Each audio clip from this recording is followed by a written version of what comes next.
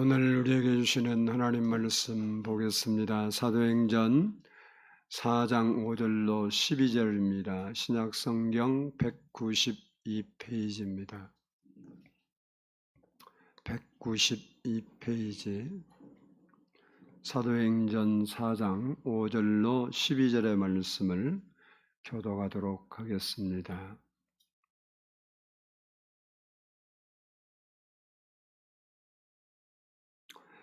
이튿날 관리들과 장로들과 서기관들이 예루살렘에 모였는데 대제사장 안나스와 가야바와 요한과 알렉산더와 및 대제사장의 문중이 다 참여하여 사도들을 가운데 세우고 묻되 너희가 무슨 권세와 누구의 이름으로 이 일을 행하였느냐? 이에 베드로가 성령이 충만하여 이르되 백성의 관리들과 장로들아 만일 병자에게 행한 착한 일에 대하여 이 사람이 어떻게 구원을 받았느냐고 오늘 우리에게 질문한다면 너희와 모든 이스라엘 백성들은 알라 너희가 십자가에 못 박고 하나님이 죽은 자 가운데서 살리신 나사렛 예수 그리스도의 이름으로 이 사람이 건강하게 되어 너희 앞에 섰느니라.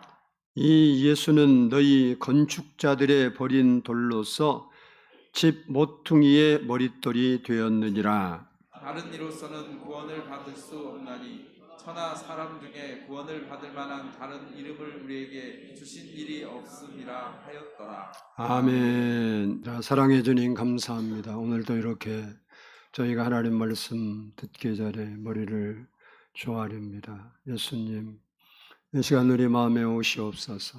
예수의 피로 우리의 마음을 씻어주셔서 세상에서 가지고 있는 근심과 염려와 걱정과 많은 문제들을 다 주님의 피로 덮어주시고 온전히 하나님을 향하여 온전한 마음으로 예배하고 말씀을 들을 수 있도록 은혜를 부어주시고 주의 말씀은 살아있고 활력이 있는 말씀이라고 하셨사오니 말씀으로 역사해 주셔서 말씀을 보내서 위경에서 건지시는 하나님의 역사가 오늘 우리에게 임하게 해 주시옵소서. 우리 영혼이 회복되게 하옵소서. 살아나게 하시고 강건하게 하옵소서. 성령으로 충만함이 아버지 하나님 우리에게 임하는 시간이 되게 해 주시옵소서. 우리와 늘 함께하신 하나님을 찬양하오며 예수 그리스도의 이름으로 감사하며 기도드리옵나이다. 아멘. 할렐루야. 우리 옆 사람과 인사합니다. 사랑하고 축복합니다. 기쁘고 감사하게 삽시다. 일주일 내내 보냈으니까 지금이라도 그렇게 고백하세요. 다시 기쁘고 감사하게 삽시다. 따라서 합니다. 오직 예수, 오직 예수, 오직 예수. 이 세상에는요, 수많은 종교가 존재합니다. 종교마다 그 종교가 강조하는 독특한 교리가 있고요. 그 종교를 시작하는 교주가 있습니다. 그런 측면에서 우리가 보면 기독교도 똑같죠. 하지만 기독교는 그러한 일반적인 종교 범주에 드는 종교가 아닙니다. 기독교는 엄밀히 말하면 종교가 아니라 생명운동을 하는 것입니다. 즉 사람이 구원받고 천국에 가는 길은 종교 생활을 해서 가는 것이 아닙니다. 예수를 나의 구주로 믿어야 된다고 믿고 전하는 것이 바로 기독교입니다. 우리가 이렇게 예배드리고 찬송도 하고 봉사도 하고 이것을 일반적으로 말하면 종교 생활이라 그렇게 말합니다. 종교 생활을 아무리 잘해도 예수님 당시에 보면 제사장이나 바리새인이나 사두개인들은 종교 생활에 아주 탁월한 사람이었습니다. 저는 목사임에도 불구하고 바리새인들처럼 그렇게 종교 생활을 하라 하면 절대 못할 것 같아요. 그들은 하루에 3번씩 정한 시간에 예배를 드렸고 일주일에 2번씩 금식을 했고 11조에 그 온전한 11조를 드린 말씀에 순종하고 싶어서 근채, 뭐 이런 박하, 이런 것들은 우리나라로 미나리과에 속한 그런 식물들인데 그거 하나하나, 그 작은 열매 하나하나도 다 세어서 드릴 만큼 하나님 앞에 율법에 충성스럽게 종교 생활을 했습니다. 근데 참으로 부당한 것은 예수님이 오셨을 때 그들이 한 그 종교 생활이 하나님께 연락된 적이 없다는 것입니다.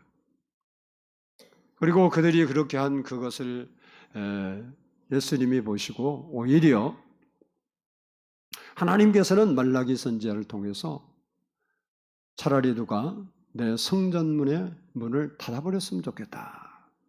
내 저들의 피냄새에 질렸다. 이렇게 표현을 합니다. 종교 생활을 해서 우리가 구원받고 하나님께 가를 수 있는 것이 아니라 우리는 예수를 믿어야 된다는 겁니다. 그러다 보니까 다른 종교와 타협할 수 없고 그리고 타협하지도 않습니다. 그래서 기독교는 참으로 독선적이다, 이기주의적이다라는 말을 많이 듣고 비난도 받습니다. 그러나 우리는 그런 비난을 받는다고 해서 비진리와 타협하면 안 된다는 사실입니다.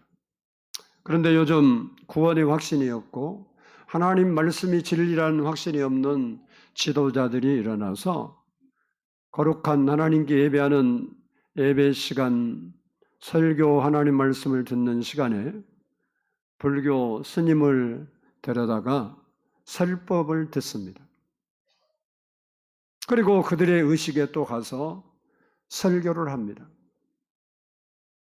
세상 사람들은 그런 사람들을 보면서 너무 훌륭하다고 말합니다. 종교 간의 타협을 이루고 일치를 선도하는 지도자라 해서 찬사를 보냅니다. 그러나 신앙적으로 보면 아주 타락한 행동이요 망령된 행위라는 사실을 알아야 합니다.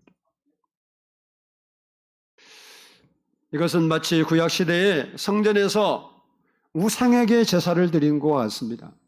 성경을 보면 이런 일로 인하여 하나님께서 진노하시고 심판하시고 또 멸망케 하는 일들을 행하셨던 것을 우리가 볼 수 있습니다. 그러므로 우리는 우리가 믿는 진리에 대해서, 신앙에 대해서 자부심을 갖고 신앙생활을 해야 됩니다. 너도 종교인이고 나도 종교인이다. 똑같은 거 아니에요. 똑같이 교회 다닌다. 똑같은 거 아닙니다. 내가 예수를 정말 나의 구주로 믿느냐, 믿지 않느냐는 우리의 영혼이 천국 갈 수 있느냐 없느냐를 결정짓는 중요한 요소가 되기 때문에 그렇습니다. 그래서 오늘 본문 12절을 보면 다른 이로서는 구원을 받을 수 없나니 천하 사람 중에 구원을 받을 만한 다른 이름을 우리에게 주신 일이 없느니라 라고 단언하고 있습니다. 오늘 본문의 말씀의 배경은 베드로와 요한이 기도하러 예루살렘 성전에 올라가다가 성전 미문에서 구걸하는 한 사람을 만났는데 그는 40세 된 나면서부터 걷지 못하던 사람이었습니다. 그가 베드로와 요한이 지나가는 것을 보며 무엇을 얻을까 해서 손을 내밀었습니다. 아마 일반적으로 보면 베드로와 요한이 아마 호주머니에 손을 넣어봤겠죠. 근데 도와줄 돈이 없었습니다. 두 사람은 구걸하는 그 사람을 보면서 불쌍하기도 하고 측은하기도 해서 자기가 돈이 없어서 줄 수 없지만 자기들이 가지고 있는 것을 주고자 하는 마음이 생겨서 베드로가 그 안전뱅이의 손을 붙잡고 이렇게 말했습니다. 사도행전 3장 6절을 보면 베드로가 이르되 금과 은과 금은 내게 없거니와 내게 있는 이것을 내게 주노니 나사렛 예수 그리스도의 이름으로 일어나 걸으라. 그 말을 듣자 한 번도 걸어보지 못한 그 사람이 벌떡 일어났습니다. 그리고 성전으로 올라가면서 걷기도 하고 뛰기도 하며 하나님을 찬송했습니다. 이 사건으로 인하여 예루살렘이 발칵 뒤집혔습니다. 특히 종교 지도자들은 발등에 불이 떨어진 겁니다.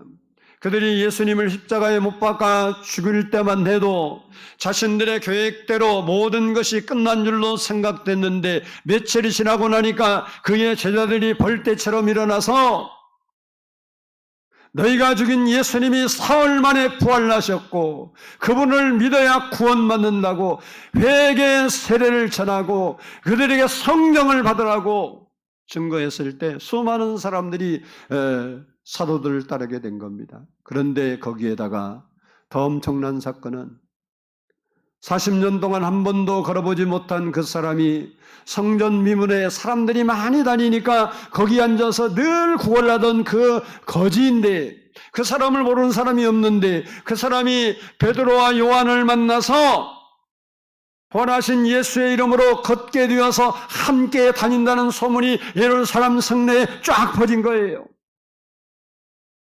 그들은 예수님을 십자가에 못 박은 후에 이제 우리의 정적이 제거되고 이제 문제가 없고 평안하다라고 생각하고 있었는데 생각지 않는 이 일로 인해서 그들은 근심 걱정이 많았습니다.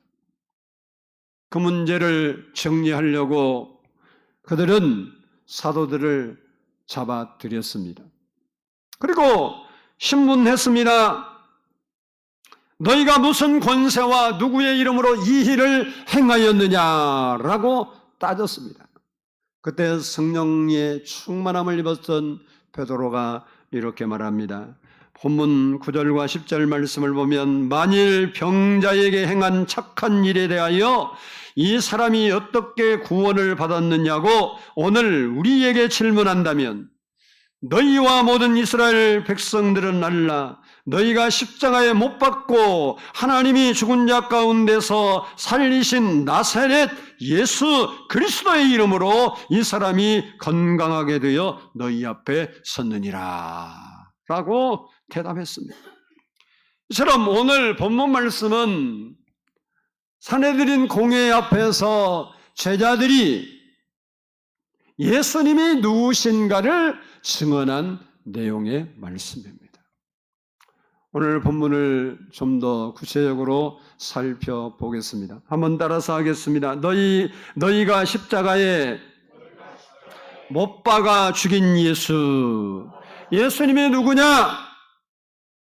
40년 된 병자를 치료한 예수가 장본이 누구냐? 그럴 때 너희가 십자가에 못 박혀 죽인 예수다는 것. 우리 오늘 본문 10절을 한번 보겠습니다. 10절 말씀 시작. 너희와 모든 이스라엘 백성들은 알라. 너희가 십자가에 못 박고 하나님이 죽은 자 가운데서 살리신 나사렛 예수 그리스도의 이름으로 이 사람이 건강하게 되어 너희 앞에 섰느니라. 아멘. 아멘. 베드로는 자기를 신문하는 종교 지도자들에게 이 안전뱅이가 고침을 받고 건강하게 된 것은 너희가 십자가에 못 박혀 죽인 그 예수님이 다시 살아나셔서 그 이름으로 깨끗함을 받았다. 이렇게 증언한 겁니다. 성경은 예수님이 누구신가에 대해서 여러 경로를 통해서 나타내 주셨습니다. 마태복음 말씀을 보면 마태복음 1장 21절에 아들을 낳으리니 이름을 예수로 하라. 이는 그가 자기 백성을 그들의 죄에서 구원할 자이심이라 라고 천사가 증언을 했습니다. 그리고 요한복음 1장 29절에서는 이튿날 요한이 예수께서 자기에게 나오심을 보고 이르되 보라 세상 죄를 지고 가는 하나님의 어린 양이로다 라고 세례 요한이 증거합니다. 이처럼 천사나 세례 요한을 통해서 예수님은 세상 죄의 문제를 해결하시고 그 죄에서 구원하실 구원자시다라고 증언하신 겁니다. 그리고 예수님 자신이 온 세상의 메시아요 구주 되심을 나타내 주셨습니다. 세례 요한이 한 번은 감옥에 갇혀 있는데 의심이 생겼어요. 그래서 자기 제자들을 보내서 이렇게 예수님께 질문을 합니다. 마태복음 11장 3절을 보면 예수께 여짜오되 오실 그이가 당신이 오니까 우리가 다른 일을 기다리오리까. 세례 요한이 감옥에서 예수님께서 이제 예수님의 시대가 되고 온 세상을 점령하고 다스릴 줄 알고 기다리고 있는데 그 일이 일어나지 않으니까 제자들을 보내서 물었어요. 당신이 메시아입니까? 아닙니까? 대답 좀 해주세요. 그때 예수님께서 그 세례 요한의 제자들에게 너희가 가서 너희가 듣고 본 말을 요한에게 알리라 이렇게 말씀하시면서 맹인이 보며 못 걷는 사람이 걸으며 나병 환자가 깨끗함을 받으며 못 듣는 자가 들으며 죽은 자가 살아나며 가난한 자에게 복음이 전파된다 하라 이렇게 말씀해 주셨습니다. 예수님은 세례 요한이 말한 대로 당신이 메시아입니까? 아닙니까? 대답 좀 해주세요. 그러니까 내가 메시아다 아니다 이 말 안 했어요. 이 말씀은 이사야 35장 4절로 6절을 인용한 말씀으로서 장차 메시아가 오면 어떤 일이 일어날 것을 예언한 말씀입니다.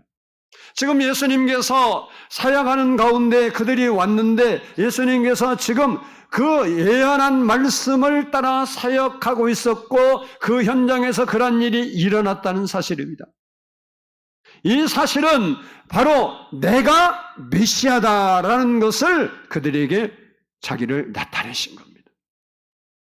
그리고 요한복음 11장 25절로 26절을 보면 예수께서 이르시되 나는 부활이요 생명이니 나를 믿는 자는 죽어도 살겠고 무릇 살아서 나를 믿는 자는 영원히 죽지 아니하리니 이것을 내가 믿느냐라고 말씀함으로써 누구든지 예수를 믿으면 죄사함을 받고 구원을 받고 영생을 받을 것을 말씀을 해 주셨습니다. 이처럼 예수님은 하나님의 아들이요 메시아요 구원자 되심을 여러 방면으로 성경을 통해서 선지자를 통해서 또한 천사를 통해서 스스로가 드러냈습니다. 그럼에도 불구하고 종교 지도자들은 그렇게 몇천 년 동안 기다리던 그 예수님이 메시아가 왔음에도 불구하고 거부하고 죽이려고 했던 겁니다. 예수님은 자기를 외면하고 받아들이지 아니한 그들을 보면서 너무 불쌍해서 안타까워서 이렇게 탄식을 합니다. 마태복음 23장 37절을 보면 예루살렘아 예루살렘아 선지자들을 죽이고 내게 파송된 자들을 돌로 치는 자여 암탉이 그 새끼를 날개 아래 모음같이 내가 내 자녀를 모으려 한 일이 몇 번이더냐 그러나 너희가 원하지 아니하였도다. 결국 그들은 예수님이 그들에게 내민 사랑의 구원의 손길을 거절하고 예수님을 십자가에 못 박아 죽였습니다. 그러나 그 예수님을 하나님께서 살리셨고 부활하신 그 예수님의 이름으로 나면서부터 걷지 못한 그 안진뱅이가 고침을 받게 되었다고 베드로가 강력하게 재판장 앞에서 증언하고 있는 것입니다. 그렇습니다. 우리는 예수님께서 우리에게 내미시는 사랑의 손길을 구원의 손길을 거절하지 말고 붙잡아야 됩니다.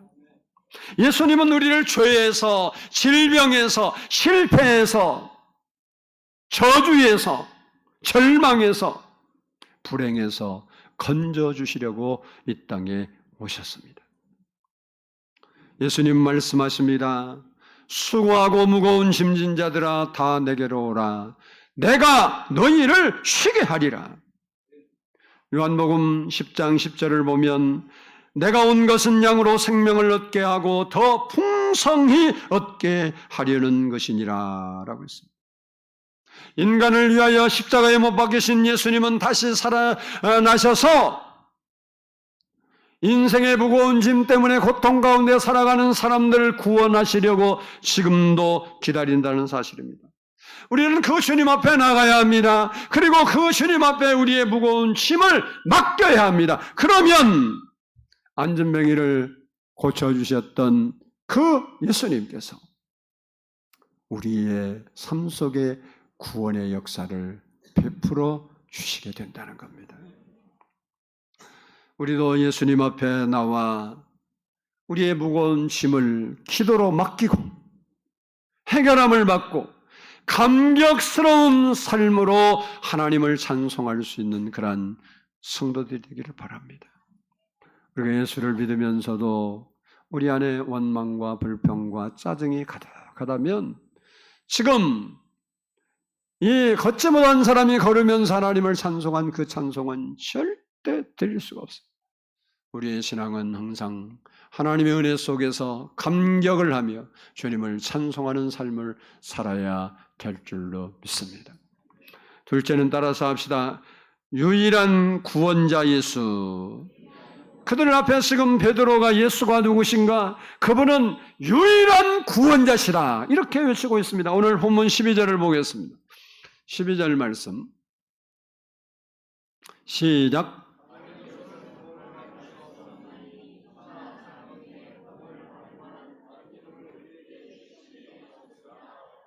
아멘. 여기에 구원이라는 말은 두 가지 의미로 사용하고 있습니다. 첫 번째는 위험, 질병 등 위험한 상황에서 건짐받는 것을 의미합니다. 오늘 9절과 10절 말씀을 보면 이 사람이 어떻게 구원을 받았느냐고 그러죠. 어떻게 구원을 받았느냐고 이 말은 육신의 지금 안전뱅이에서 일어난 사건을 말합니다. 오늘 우리에게 질문한다면 나사렛 예수 그리스도의 이름으로 이 사람이 건강하게 되어 너희 앞에 섰느니라 라고 말씀하고 있습니다. 그래서 구원은 우리가 예수 믿고 구원받아 할 때 우리 영혼의 문제지만 그 구원만 있는 게 아니고 오늘 본문의 구원은 우리의 삶에서 위험이나 질병, 위험한 상황에서 건져주시는 것을 구원이라는 말로 사용을 했습니다. 두 번째는 죄 용서를 받고 영혼, 우리의 영혼이 구원받는 것을 의미합니다. 그렇습니다. 우리에게 구원을 주실 수 있는 분은 예수 그리스도 한 분밖에 없습니다. 그러나 21세기에 들으면서 종교다원주의가 영향을 미치고 그 영향을 받은 사람들이 절대 진리를 선포, 예수만 믿으면 된다. 이 절대 진리를 선포하면 이상하게 여기고 비난을 합니다. 그들은 예수만 믿어야 구원받는다는 성경 말씀이 잘못된 것이라 부처를 믿든 마호메트를 믿든 산신령을 믿든 진심으로 믿으면 구원을 받게 된다라고 가르칩니다. 그런데 이런 잘못된 신앙을 가지고 신앙생활하는 사람들을 향하여 베드로가 강력하게 외칩니다. 다른 이로서는 구원을 받을 수 없나니 천하 사람 중에 구원받을 만한 다른 이름을 우리에게 주신 일이 없느니라. 예수님 밖에 다른 이름이 없습니다. 공자나 석가나 마호메트나 이런 사람들 존경할 인물이고 큰 일을 행했고 인본주의에서 볼 때 좋은 사람들이지만 그 사람이 구원을 줄 수 있는 건 아니에요. 구원은 오직 예수 그리스도밖에 없습니다. 그래서 기독교는 종교가 아닙니다. 생명을 살리는 생명운동을 하는 곳입니다. 그러므로 우리에게 뭐가 필요하겠어요? 우리에게 필요한 것은 예수 그리스도라는 겁니다. 우리를 죄에서 건지시고 영원한 천국으로 인도하실 분은 유일무이하게 오직 예수 그리스도밖에 없는 겁니다. 그래서 내 인생에 가장 필요한 분도 예수 그리스도예요. 여러분이 잘 아는 어거스틴은 기도하는 어머님 밑에서 신앙교육을 받으며 자랐지만 그가 한때 진리를 찾기 위해서 마니괴라는 사이비 종교에 빠져서 극히 문란하고 방탕한 삶을 살았습니다. 여러분이 많이 들은 대로 어거스틴이 예수님을 만나기 전에 아주 방탕한 탕자였다고 들었는데 그게 그렇게 막 살아서 그런 게 아니라 잘못된 영향을 받아서 거기에 충실하다 그렇게 된 거예요. 그런데 그가 섬겼던 마니교가 자기에게 어떠한 변화나 삶의 목적이나 진리 문제를 해결해 주지 못했습니다. 그러던 어느 날 그가 성경을 읽게 되었는데 그 시간에 생명의 주를 인격적으로 만난 겁니다. 그래서 그가 방탕한 삶을 다 정리하고 주님께 돌아와서 하나님 앞에 아름답게 쓰임받은 위대한 인물이 되었습니다. 그가 자신의 과거를 돌아보면서 참회록이라는 것을 썼어요. 자기가 잘못된 것을 반성하고 하나님 만난 사건들을 쭉 기록하는 참회록, 요즘은 고백론이라 그렇게 해서도 출간을 하는데 아직 뭐 그 말이 그 말이니까 참회록을 썼는데 거기에 보면 이런 내용이 있습니다. 어느 날 밤 주님을 사모하는 마음으로 기도하다가 잠이 들었어요. 꿈결에 사랑하는 주님을 만났습니다. 주께서 어거스틴에게 이렇게 말합니다. 나의 아들아, 내가 내게 원하는 것이 무엇이냐? 그때 어거스틴이 이렇게 대답합니다. 아무것도 원하지 않습니다. 오직 주만을 원합니다. 이렇게 말했어요. 나 아무것도 원하지 않습니다. 오직 주만을 원합니다. 그렇습니다. 우리에게 필요한 것은 오직 예수입니다. 여러분에게 예수님이 오셔서 내가 내게 원하는 것이 무엇이냐? 내가 내게 무엇을 주면 좋겠냐라고 묻는다면 여러분은 대답할 말이 있습니까? 여러분이 신앙생활을 하고 예수님과 가까이 가고 예수님의 음성을 듣게 되면 반드시 이 질문은 옵니다. 한 번은 와요. 내가 너에게 무엇 해주기를 원하느냐? 그때 머뭇거리면 시간 지난 거예요. 그때 대답할 말이 있어요. 어거스틴은 그때 그랬어요. 아무것도 원하는 것이 없습니다. 오직 주님만을 원합니다. 요한복음 3장 16절을 보면 하나님이 세상을 이처럼 사랑하사 독생자를 주셨으니 이는 그를 믿는 자마다 멸망하지 않고 영생을 얻게 하려 하심이라 그랬습니다. 누구든지 예수를 믿으면 죄사함 받고 구원받고 영생을 받아 천국에서 영원히 살 수 있게 되는 것입니다. 예수님께서도 다른 방법으로는 하나님께 갈 길이 없다고 이미 말씀하셨습니다. 예수께서 이르시되 내가 곧 길이요 진리요 생명이니 나로 말미암지 않고는 아버지께로 올 자가 없느니라. 그러면 우리가 예수님을 어떻게 믿을 수 있습니까? 요한계시록 3장 20절 말씀을 보면 볼지어다 내가 문 밖에 서서 두드리노니 누구든지 내 음성을 듣고 문을 열면 내가 그에게로 들어가 그와 더불어 먹고 그는 나와 더불어 먹으리라 라고 했습니다. 우리가 우리 마음 문을 열고 예수님을 나의 구주로 받아들이면, 영접하면, 모셔드리면 그분이 우리 안에 오셔서 우리와 함께 살게 된다는 것입니다. 그렇게 되면 우리의 영혼이 구원받고 오늘 본문의 안지맹이처럼 삶에서도 구원의 역사가 일어나는 겁니다. 우리는 죄에서 구원받고 천국 가는 것이 목적인 건 사실이지만 그것은 이미 정해진 거예요. 그게 아니고 이 세상에 사는 동안 하나님께서 우리에게 생명을 주실 뿐만 아니라 더 풍성케 하시는 그 예수 그리스도 안에서 너희에게 풍족하게 채우시기를 원하신다는 그 하나님의 말씀처럼 우리가 세상에 사는 동안 하나님의 구원하심을 보며 살아야 된다는 사실이에요.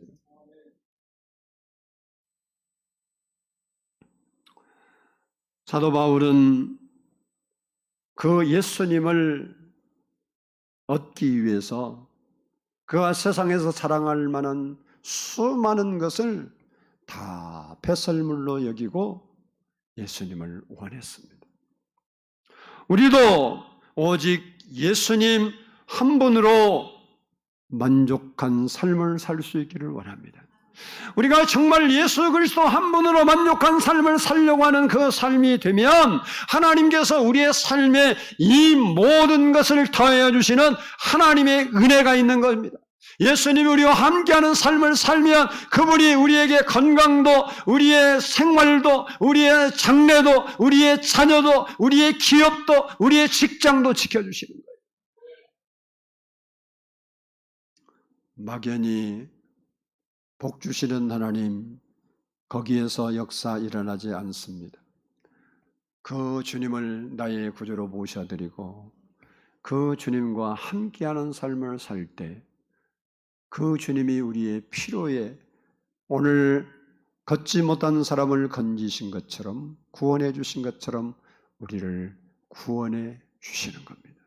나는 정말 예수 그리스도와 함께 예수 그리스도로 인하여 만족한 삶을 살고 있는지 살펴보면서 아니면 여러분 마음의 불평과 원망과 짜증과 이런 것들이 마음에 자리를 잡고 있다면 지금 예수님께서 여러분과 살아있는 관계로 사랑하는 관계로 정립되지 않는 상태입니다. 우리가 성장해 나가야 된다는 거예요. 그게 잘못된 것이 아니라 더 성장해 나가야 돼요. 우리가 그래서 예수님의 은혜를 입어 살아야 되는 거예요. 태권도 초단짜리가 태권도는 9단까지 있는데 9단짜리가 하는 일을 할 수 있겠습니까? 이해를 할 수 있겠습니까? 못해요. 그러면 1단짜리가 잘못입니까? 아니에요. 9단이 하는 것이 잘못입니까? 아니에요. 9단이 되기까지 그 사람들은 그 분야에서 그만큼 훈련을 했기 때문에 그 영역을 누리고 있는 겁니다. 우리 신앙도 우리가 안 된다, 내가 안 된다고 해서 다른 사람이 안 되냐, 그거 아니에요. 내가 해봐도 안 되는데 아직 이제 초단이니까 그러지 2단, 3단 가야 되는 건데 어떤 일은 2단, 3단 대하고 어떤 격파를 하고 뭐 품새를 보이고 그러면 그의 단수에 맞게 품새도 나오고 그 위력도 나오는 거예요. 그처럼 신앙도 똑같습니다. 우리의 신앙이 살아계신 하나님 앞에서 믿음으로 주님과 교제하며 살 수 있는 여러분의 신앙이 되어서 그분이 여러분에게 영혼뿐만 아니라 우리의 삶에서도 우리를 건지시고 구원하시는 분으로 여러분에게 역사하도록 예수님을 믿어야 되는 겁니다. 베드로 사도가 공의 앞에서 담대하게 예수 그리스도를 증거한 것처럼 우리도 인간을 구원하실 분은 예수밖에 없다는 사실을 분명하게 기억하고 그 예수님을 다른 사람들에게 증거하고 예수를 믿어야 구원받는다는 사실을 전하면서 사는 생명운동하는 우리 성도들이 다 될 수 있기를 주의 이름으로 축복합니다. 기도하겠습니다.